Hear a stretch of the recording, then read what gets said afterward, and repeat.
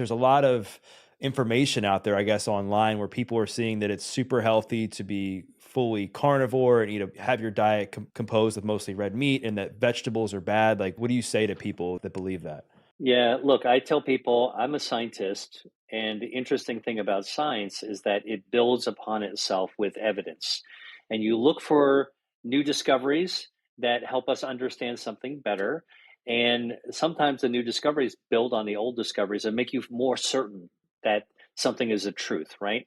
And of course, there are lots of ideas out there online. And I think the issue about diet and nutrition and philosophy about food, there is a true science of nutrition and food as medicine. And then food and nutrition also has sort of this very emotional component to it, psychological component to it, where it's almost like a religion. You believe in a God, of religion, a belief, a philosophy, a school of thought, and either you're for it or you're against it. Well, that's not how science works. And so I can only speak as a scientist. All of the evidence has accumulated to date with real hard scientific evidence has shown that fruits and vegetables, nuts and grains and seeds, healthy oils, seafoods, actually overall are good for you. Okay. There's caveats, of course, but and you can always overdo things. But overall, that's a healthy pattern. Listen, I'm not, you mentioned a carnivore diet. I'm not against red meat. I'm actually not a vegan. I'm not a vegetarian, but I eat mostly vegetables. I would say I'm probably like an 80% vegetarian. I'm a very reasonable guy, and I actually enjoy food. I enjoy the tradition. I'm kind of a foodie. I'll eat some meat every now and then, but I really don't think the evidence shows that eating a mostly red meat diet is good for you. In fact, I'll tell you, it's quite the opposite. Most of the evidence is that if you eat heavy proteins, red meat, high in saturated fats, and then you can even go to keto and other sources where you have a lot of butter and all that kind of stuff. All the evidence shows that over the long haul, that dietary pattern does not pay off in good health. You might really enjoy that ribeye, finished off with some melted butter. All right. But I can tell you that if you do that every single day for year after year, your body will pay for that. So I think more of a concept of understanding where the body of health lies, being practicing moderation. And you know what? If you really like to eat something, this is the kind of doctor I am. I'm not about absolutes. Talk to me. Tell me what it is that really matters to you. I'm okay kind of coaching you a little bit on like, okay, you can have a little bit of that, but just make sure that you don't have too much of it. Spend more time thinking about the good stuff, and there'll be less room for the things that aren't so good for you. And you can treat yourself occasionally. I'm okay with that. Yeah. I love that advice. I love that, you kind of have to do what works for you, things in moderation, and really just master the foundation of your dietary pattern and making sure you're checking certain boxes.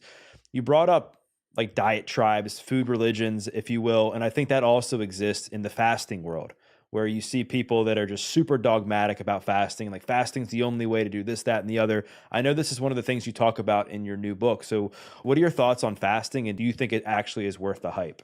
Listen, I'm so glad that you asked me about that because my new book is titled Eat to Beat Your Diet. And it's not a diet book. In fact, it's kind of an anti-diet book because it actually shows you, it's a little bit of a kind of a trick title.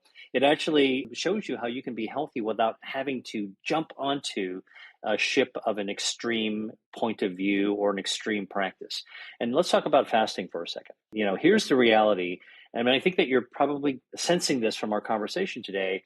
I'm a pretty reasonable person, but I'm uncompromising when it comes to science. Here's the fact. We actually all fast anyway. Fasting is what happens when we're sleeping and we're not eating.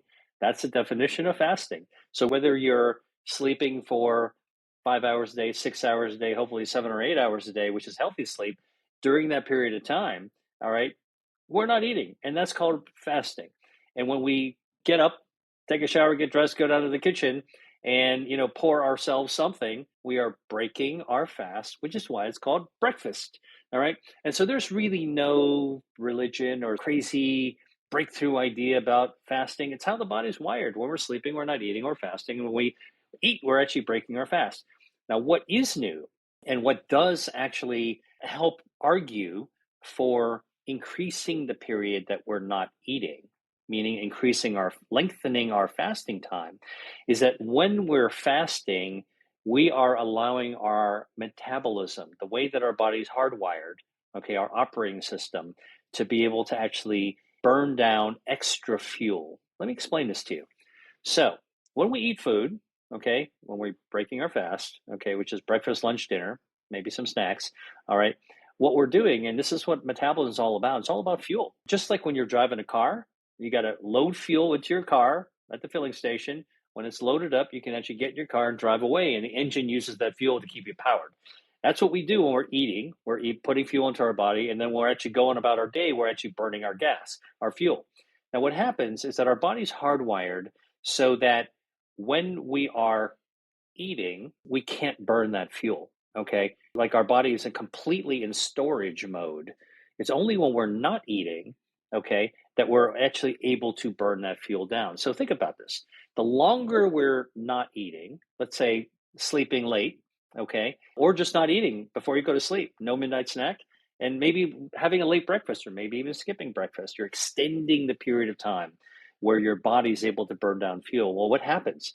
You're actually cleaning your pipes. You're burning that extra fuel that you might have accumulated from the day before, the day before that, and your metabolism is actually just burning down that fuel because you're working on that hardwired system, that operating system where when you're not eating, you're able to burn down fuel. So you want to stay trim and lean. You want to lose harmful extra body fat, lower inflammation. Fasting actually does that for you. And by the way, other systems also respond well to that energy burning, fuel burning stage. Your circulation improves, your stem cells improve, your gut microbiome use that as a period to reboot itself. Your DNA is able to stand back from all the stuff you might pour into the body, and your immune system also improves as well, reboot. So fasting is actually normal and kind of good for you. This idea. So I'm trying to tell you, we already intermittently fast just by going to bed. All right. And we can tweak it now because we're beginning to understand if you fast a little longer, it's better for you. But this idea that you have to fast until you go into ketosis, and then if you fast for days on end, these kind of extreme ideas, okay, they might be okay for the short term. Your body's not going to like it for the long term, I guarantee you. And it's going to wear down your health eventually. And so it's just like you want to fuel your car on a regular basis and you never want to overfill it. So that's another kind of caveat to this whole thing. But you want to run things normally. And for people that want to live long and prosper, that old Star Trek Spock kind of thing, you want to be reasonable and you want to enjoy your life and you want to do things that are not too unreasonable. And that's why these extreme patterns are really unsustainable and don't give you pleasure as well. So I'm all about sustainability, pleasure, and biology all at the same time. Absolutely. And I think fasting can be a great tool too to keep your calories in check if your goal is weight loss and trying to lose weight because it reduces your eating window. I know that weight loss is a theme of your new book as well. And you talk about some new things as it relates to that. I know typically when people think of weight loss, they say that, it revolves around like energy expenditure and calories in, calories out, that you're like what you're consuming versus what you're like how much you're moving and stuff like that. Like, what are your thoughts on weight loss and like what other insights do you have to share on that that's featured in your new book? I'd like to thank this video's sponsor, Earth Echo Foods. I'm sure many of you are at the point where it's beginning to get tough to stick to your New Year's resolutions. I have something that may help. It's Cacao Bliss from Earth Echo Foods. Didn't think healthy chocolate existed? You're wrong. I've been using Cacao Bliss in my coffee or in my daily smoothie for over 3 years. Cacao Bliss is loaded with superfoods and it tastes great, making it the perfect blend to help you feel your best. To top it off, it's keto and vegan friendly, so go to earthechofoods.com/Doug Bopst to check it out and learn more about the amazing benefits of Cacao Bliss. And when you enter in the promo code Doug at checkout, you'll get 15% off. Now back to the video. Yeah, well, so my book does talk a lot about weight loss and foods that have been shown in human research that allow you to lose weight. Now, this is not the quick fix, lose 20 pounds in 2 weeks kind of thing. I mean, there are things that you can do to aim for that, but it's not healthy for you, it's not sustainable. But what I really talk about is how I kind of uncloak how human metabolism works. So, how many of us have heard this idea that, well, you're born with either a fast metabolism genetically or a slow metabolism? And people will point out, look at my sister. She was so lucky she was born with a fast metabolism. That's why she's skinny as a stick and eat anything and never has a problem. And then they always point, me, on the other hand, I was born with a slow metabolism. My genetics aren't really good. And so I've been struggling with my weight the whole time. And that's a very common it's a common idea that's out there, but it's an urban legend. And I'll tell you when this urban legend was overturned just about a year ago. there was a landmark study that changed everything we know about human metabolism. And this was done by a researcher named Herman Ponzer out of Duke University. And he studied 6,000 people involving 19 countries. Okay. And he studied metabolism in people across the human lifespan from 2 days old to 95 years old, the entire human lifespan, and studied 6,000 people in exactly the same way. By the way, these people were male and female, men and women, girls and boys. They were young and old. They were healthy and sick. Some of them had diabetes. Some of them had big body frames. Some of them were skinny. And when they studied the metabolism in exactly the same way, here's what they did. They gave everybody a drink of water, H2O is what we call water, in which the H of hydrogen and O of water, oxygen, had a special atomic signature, not radioactive, but everybody drank the same. Now you can measure in the lab the hydrogen and oxygen and therefore your metabolism in your breath, in your urine, in your blood. And so imagine this 6,000 people across the human lifespan from days old to 90 years old in exactly the same way. And they looked at the metabolism. What do they find? All over the map, scattergram. Everything is completely confusing. And so they said, oh, well, isn't this what we just expect? Is that everyone's got a different metabolism? Well, that's not where the breakthrough came. The breakthrough came, they developed an algorithm, right, in which they could actually subtract out from the results of the study the contribution of excess body fat. Okay, we call fat adipose tissue. When you actually employed this algorithm to remove from the scatter of data, remove the effects of excess body fat, it was like bada bing. Human metabolism emerged only 4 phases of metabolism across humans over the course of life. Everyone followed the exact same pattern. So the inner workings of our metabolism are exactly the same. This idea that you were born with fast or slow, completely wrong. And the 4 phases are absolutely fascinating.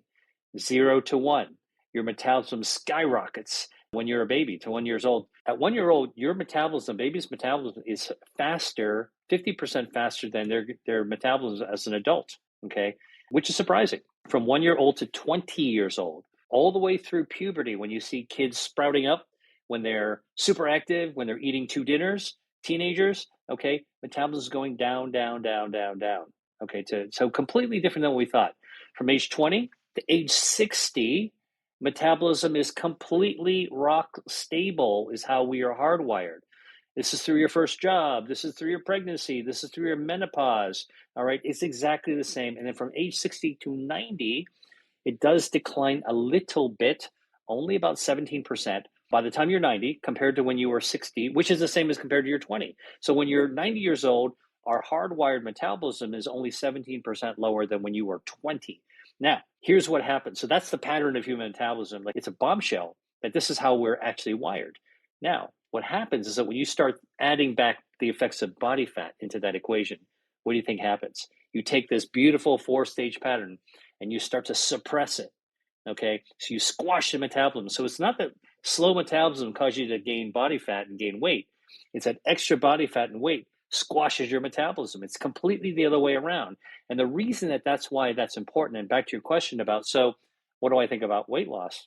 I think that not everyone needs to lose weight, but everyone needs to understand that excess body fat, including skinny people that might not be able to see their body fat, it could be packed like peanuts inside a thin frame. Like, okay, you go to FedEx, you're going to ship, some long fluorescent lights. You're going to put the lights in the box. And you're going to add peanuts in it. You can overpack peanuts, tape it up, still a skinny box, but it's way overstuffed. And in our skinny bodies, in a skinny body, you can have those extra peanuts, that harmful fat, choking your organs and releasing really harmful inflammatory substances. So here's what I think.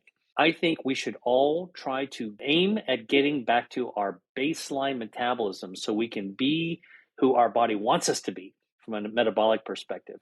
And part of that is by fighting extra body fat. We can do this with exercise, and we need to stay active, but we can also do that by eating food. And so this is the kind of the irony of what I write about.